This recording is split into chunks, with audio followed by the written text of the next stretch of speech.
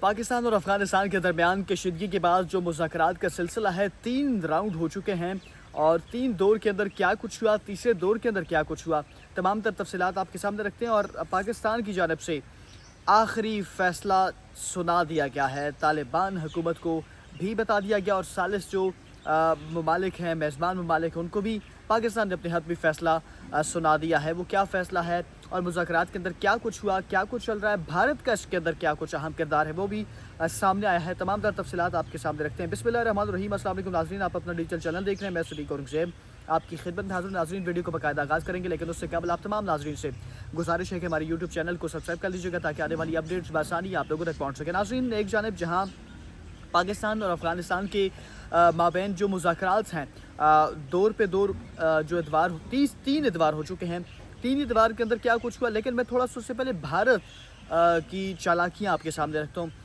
بھارت کے اندر جب افغان وزیر خارجہ امیر خان متقی موجود تھے تو اسی دوران بھارت نے افغانستان نے پاکستان کے اندر دراندازی کرنے کی کوشش کی، دہشت گردی کرنے کی کوشش کی. پھر پاکستان کی جانب سے جو زبردست منہ توڑ اور فیصلہ کن جواب پاکستان کی جانب سے جب دیا گیا تو وہ منتوں ترلوں پہ آ گئے کہ آپ خدا را ہمیں معاف کر دیں، کم از کم حملے روک دیں، ہم تھوڑا سا سنبھل جائیں.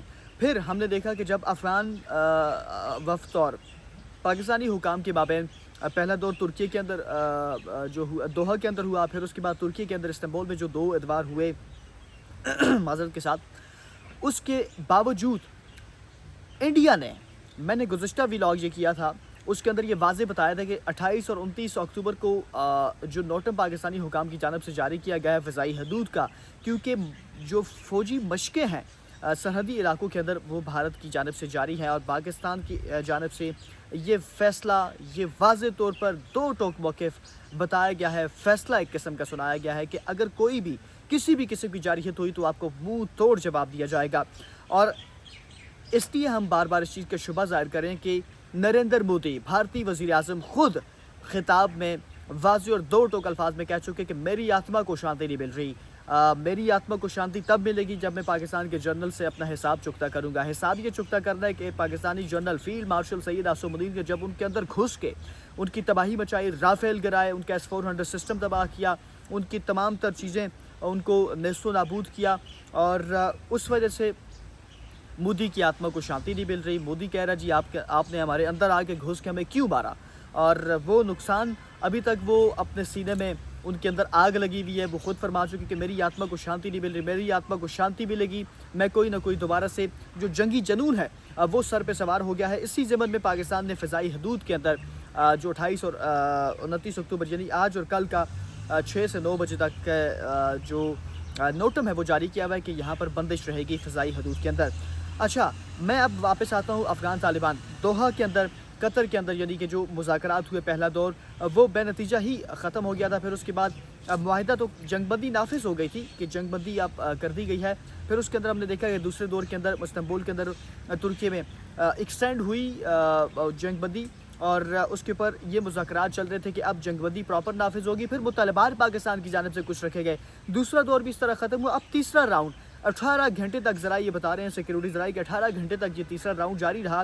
جو افغان وفد وہاں پر موجود ہے میزبان ممالک کی موجودگی میں، افغان وفد جو وہاں پر موجود ہے، پاکستان نے مدلل اور پراپر جو پوری ڈیٹیل کے ساتھ اپنے جو مطالبات تھے جائز مطالبات منطقی طور پر وہ رکھے، اور انہوں نے یہ بتایا کہ پاکستان کا ایک ہی جو اہم نقطہ ہے وہ یہ ہے کہ افغان سرزمین دہشت گردی کے لیے پاکستان کے خلاف استعمال نہ ہو. جو پاکستان کے خلاف استعمال ہونے والے جو دہشت گردی ہے، جو دہشت گرد ٹھکانے ہیں افغانستان کے اندر، ان کا خاتمہ کیا جائے، اور افغانستان جو دہشت گرد گروہ ہیں ان کی سرپرستی پاکستان کو نامنظور ہے وہ ختم کرے. لیکن ہٹ درمی افغانستان کی حکومت کی یہ تھی اور ابھی بھی ہے.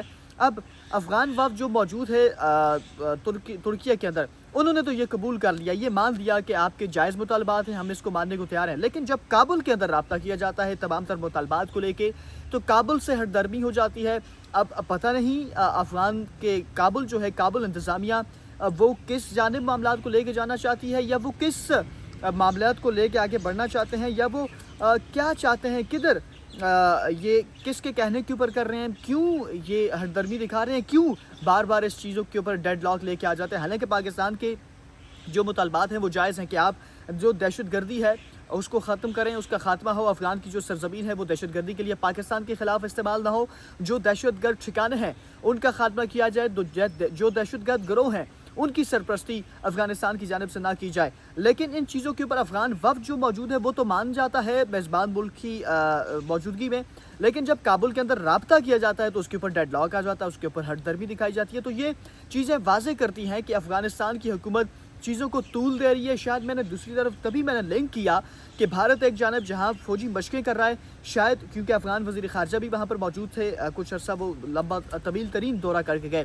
تو یہ ساری چیزوں کو اگر آپ کڑیاں جوڑیں, کڑی سے کڑی ملائیں, تو آپ اس ادوار کو دیکھیں تو یہ شاید طول اس لیے دیا جا رہا ہے کہ شاید افغانستان کچھ مستی کرے, کچھ پنگا لے پاکستان کے ساتھ, تو ہمارے بھی ظاہری سی بات ان کے اندر گھس کے اچھا خاصا نقصان پاکستان نے کیا. تو یہ چیزیں شاید طول اس وجہ سے دیا جا رہا ہے. میں غلط بھی ہو سکتا ہوں, میرا تجزیہ ہے, لیکن ذرائع یہ بتا رہے ہیں. لیکن جو حالات اس وقت واقعات لگ رہے ہیں وہ اسی وجہ سے لگ رہے ہیں کہ طول اس لیے دیا جا رہا ہے. یہ تمام چیزیں میں نے جو کڑی سے کڑی جوڑ کے آپ کے سامنے رکھی. آپ اس تمام تر معاملات کے حوالے سے کیا رائے رکھتے ہیں کمنٹ سیکشن میں اپنی آراء سے ضرور آگاہ کیجیے گا. ویڈیو کو لائک کیجیے گا, شیئر کیجیے گا, اور یوٹیوب چینل کو ضرور سبسکرائب کر لیجیے گا. اور میری یہ رائے ہے, میں غلط بھی ہو سکتا ہوں, آپ اس حوالے سے کیا رائے رکھتے ہیں. اور دوسرا, اس حوالے سے جو بھی اہم اپڈیٹس ہوں گی, جو بھی نئی ڈیولپمنٹس ہوں گی, وہ آپ کے سامنے گائے بگائے ہم رکھتے رہیں گے. اسی کے ساتھ مجھے صدیق اور زیب کو اجازت دیجیے. اللہ حافظ. پاکستان زندہ باد.